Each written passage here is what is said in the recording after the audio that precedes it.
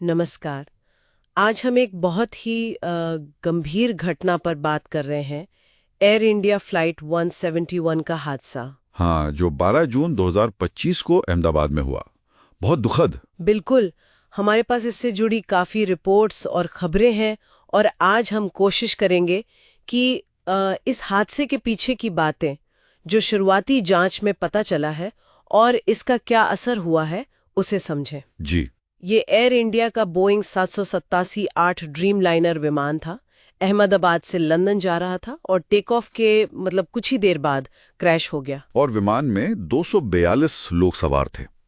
ये आंकड़ा ही अपने आप में बहुत बड़ा है। हाँ, और जो बात शायद सबसे ज्यादा चौंकाती है वो ये कि इतने बड़े हादसे में सिर्फ एक ही इंसान बच पाया। हाँ, ये तो अविश्वसनीय लगता है। 40 साल के ब्रिटिश नागरिक विश्वास कुमार रमेश, वो सीट 11A पर थे और किसी तरह विमान के टूटे इमरजेंसी एग्जिट से बाहर निकल आए। बाकी सब 241 लोग, 229 यात्री और 12 क्रू मेंबर्स, उनकी जान चली गई। बहुत भयानक। और इसका असर सिर्फ विमान तक ही सीमित नहीं रहा। विमान गिरा कहाँ?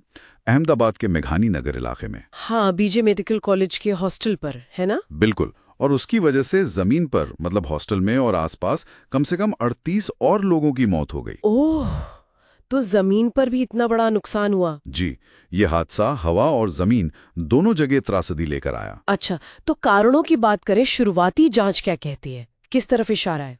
देखिए, अभी तो बहुत शुरुआती स्टेज है, लेकिन जो पहला शक जा रहा है वो विमान के दोनों इंजनों पर है। जनरल इलेक्ट्रिक के GNX इंजन। दोनों इंजनों पर? हाँ, ऐसा लग रहा है कि शायद दोनों इंजनों में कोई बड़ी मैकेनिकल फेलियर हुई, क्योंकि विमान टेक ऑफ के बाद जरूरी ऊंचाई पकड़ ही नहीं पाया। कितनी ऊंचाई तक पहुंच पाया था? जो जानकारी है उसके मुताबिक गिरने से ठीक पहले सिर्फ 450 फीट। 450 फीट? ये तो कुछ भी नहीं है टेक ऑफ के हिसाब से। बिल्कुल, बहुत ही कम। लेकिन ये GNX इंजन तो काफी नए और भरोसेमंद माने जाते हैं, है ना? हाँ, यही बात इस मामले को और ज्यादा गंभीर और उलझा हुआ बनाती है। ये ड्रीम लाइनर में लगे आधुनिक इंजन हैं। तो जांचकर्ता यही देख रहे हैं कि क्या वाकई दोनों इंजनों ने एक साथ काम करना बंद कर दिया, और अगर किया तो क्यों। तो जाहिर है जांच पर अब सबकी नजरें होंगी।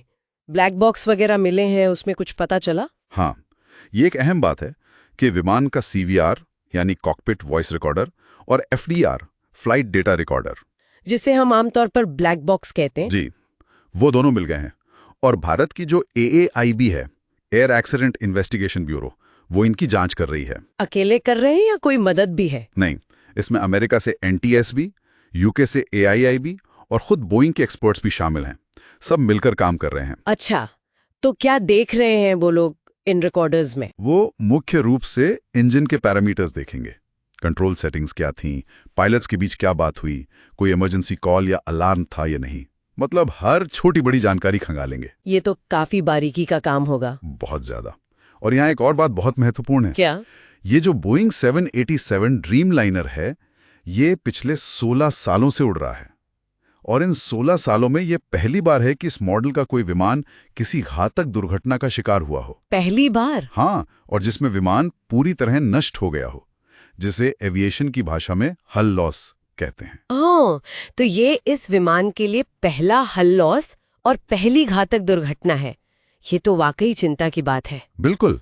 इसी वजह से शायद भारत के जो सिविल एविएशन रेगुलेटर हैं, DGCA, हाँ, नागरिक उड्डयन महानिदेशालय, जी, उन्होंने फौरन एयर इंडिया के बेड़े में जितने भी, मतलब सभी 33 ड्रीम लाइनर विमान हैं, उनकी गहन जांच के आदेश दे दिए हैं। ये एक जरूरी कदम लगता है, एहतियात के तौर पर। हाँ, बिल्कुल, ये सुनिश्चित करने के लिए कि कहीं कोई सिस्टमैटिक प्रॉब्लम तो नहीं है। इस हादसे का एक और दुखद पहलू है मानवीय क्षति में भी, खासकर मेडिकल फ्रेटर्निटी के लिए। आप सही कह रही हैं, ये भी एक बहुत बड़ा सदमा है। मरने वालों में 10 मेडिकल प्रोफेशनल्स थे। 10? हाँ, 6 डॉक्टर और 4 मेडिकल स्टूडेंट्स।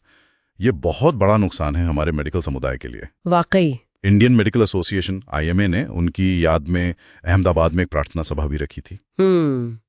तो कुल मिलाकर देखें तो जांच अभी चल रही है। कई सवाल हैं जिनके जवाब मिलने बाकी हैं। बिल्कुल। अभी मुख्य बातें यही हैं कि जांच जारी है। शुरुआती रिपोर्ट आने में शायद 3 महीने लग सकते हैं। शक फिलहाल इंजन फेलियर पर है, और जैसा हमने कहा, ड्रीम लाइनर के लिए ये पहली ऐसी घातक दुर्घटना है। हाँ, ये बात आधुनिक एविएशन टेक्नोलॉजी के दौर में भी ऐसे हादसे कैसे हो सकते हैं, इस पर गंभीर सवाल खड़े करती है। उम्मीद तो यही है कि जांचकर्ता जल्द से जल्द असल वजह का पता लगाएं ताकि भविष्य में ऐसी त्रासदियों को होने से रोका जा सके। ये बहुत जरूरी है। जी बिल्कुल। और आखिर में श्रोताओं के लिए एक विचार छोड़ जाते हैं, ये सोचना कि कैसे एक इंसान इतने बड़े विनाश से बच निकला, और ये घटना विमानन सुरक्षा, इंजन की विश्वसनीयता और भविष्य के विमान डिजाइनों को लेकर हमारे सामने क्या सवाल खड़े करती है।